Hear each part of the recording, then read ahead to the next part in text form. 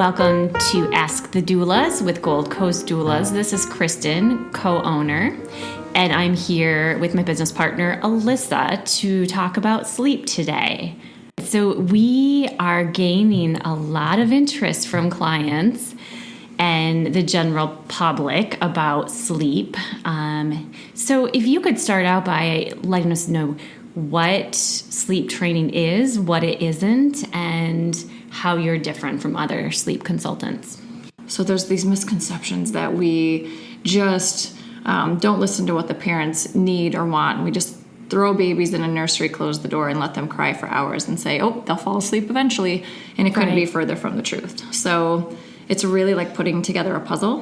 When a client calls me, we have a phone consultation or I meet them in their home and they fill out a really extensive intake form where I ask a ton of questions. I want to know what kind of temperament the child has, whether they're 6 weeks old, 6 months, or 18 months, because the temperament of that child will determine the different methods we try. And then what kind of parenting style? Are you a co-sleeper, breastfeeding, formula fed, baby's in the crib? So it's like putting together a puzzle. Let's figure out what you've tried, what's working, what's not working. And honestly, most kids in 3 to 5 days figure it out and start sleeping really well.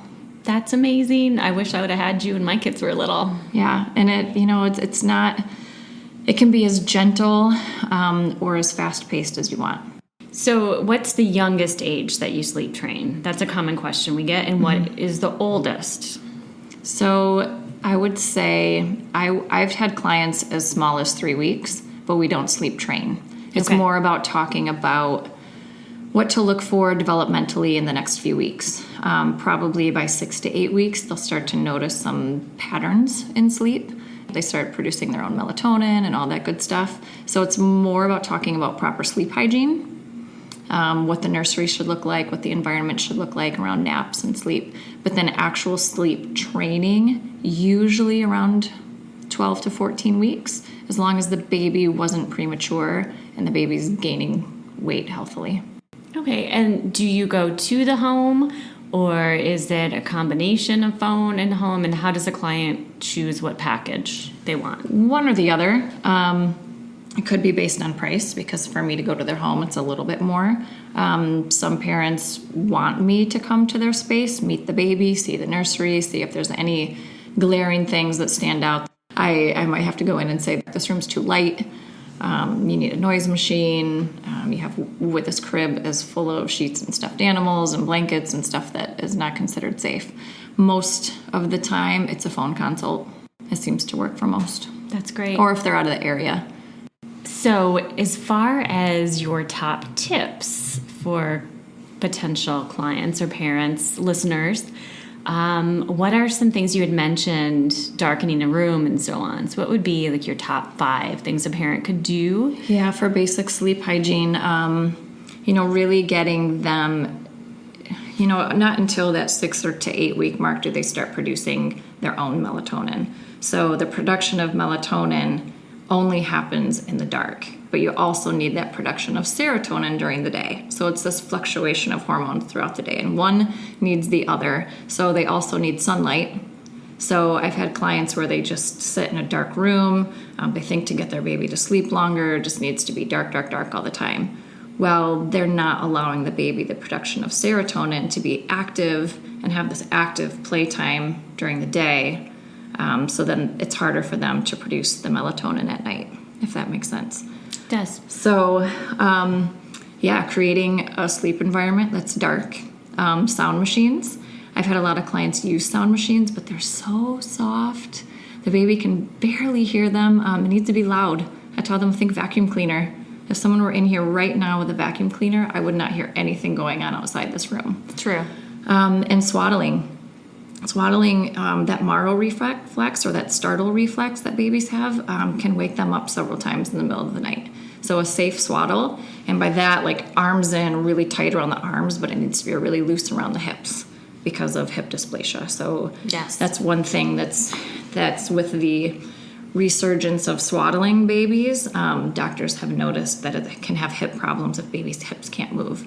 So in my newborn class, I demonstrate that, like really tight here, but here's how babies' legs and hips should still be able to move. What was that, 3 tips? Yeah. What about daytime? I mean, naps and so on. Do you have any tips for getting better daytime sleep to establish stronger nighttime routines? Yeah, they go hand in hand. So people will say, he sleeps fairly well at night, but it's horrible during the day. Well, the night's not going to get better until the daytime improves. And a lot of times it's just letting them know how long they should wait in between asleep. So sometimes for little babies, they might be trying to keep them up for 2 hours. And babies, let's say it's a 10-week-old baby, might not be able to stay awake for more than an hour. So they get overly tired and then they fight sleep. So letting parents know what a sleep pattern should look like based on their child's age is sometimes really important. That makes sense. And at Gold Coast, we work with a lot of families with twins and triplets. How do you handle sleep training with multiples? So it's lovely when they seem to have the same temperament and want to be on the same schedule. And oftentimes I have to remind parents that these are 2 different humans with different personalities. Yes. So it's sometimes I've done twin consults where we can do one because the kids' temperaments are pretty much the same. They're kind of already on the same schedule, but then some where they're completely different. When one's up, the other one's sleeping, and vice versa. So then we kind of have to look at them as 2 separate beings with 2 separate sleep plans. Now, one misconception is if you're working with, whether it's daytime or overnight, a postpartum doula, Gold Coast or elsewhere, that you wouldn't necessarily need sleep training or consultations. So tell us why you need both. Yeah, so working as a postpartum doula, it's totally different. Yes. I guess it's different when I'm there because since I'm also a sleep consultant, there are things I can do, little tips and tricks I can give mom and dad too. But as a postpartum doula, you're there to ensure the parents get a good night's rest. So I'm not there to help a baby learn to sleep or to self-soothe. You're there to help feed baby, change baby, and ensure that mom and dad get rest. A sleep training isn't usually done overnight. I have an option. I have a package option where I could do that, but usually it's unnecessary. My plans are so thorough, and they get constant support from me that by the time nighttime rolls around, they know exactly what they need to do. So you can still have a regular overnight postpartum doula, but just have them or the parents implement your plan that you would set up for them. Yeah, I've had clients either with a doula or, for older children, they have nannies. And I have them either get on the phone call with us. If they're not available, they read through the whole plan. And then I've even texted back and forth with the nannies if they're the one doing the majority of the sleep training during the day to get them on board. So, Alyssa, if you are working with a family who tends to breastfeed their baby to doze off, like that's how they put them to sleep during the day as well as at night, how would you be able to let them still feel connected to the baby in that way and be attachment focused, but still create a stronger routine for the baby or toddler? So sometimes the feed, we call it like a feed to sleep habit or association. The feed to sleep association doesn't necessarily cause a problem. That's not common. Usually it becomes an association which includes several wake-ups in the night where mom has to do this. So again, it's just talking to, there's 20 questions I would have to ask this mom before I could give her a plan. But it's always about her goal. I always ask, at the end of all this, what's the end game? What's your goal for this? And if it's, I still want to co-sleep, I still want to breastfeed, I just can't wake up 6 times every night, then I work out a plan specifically for her.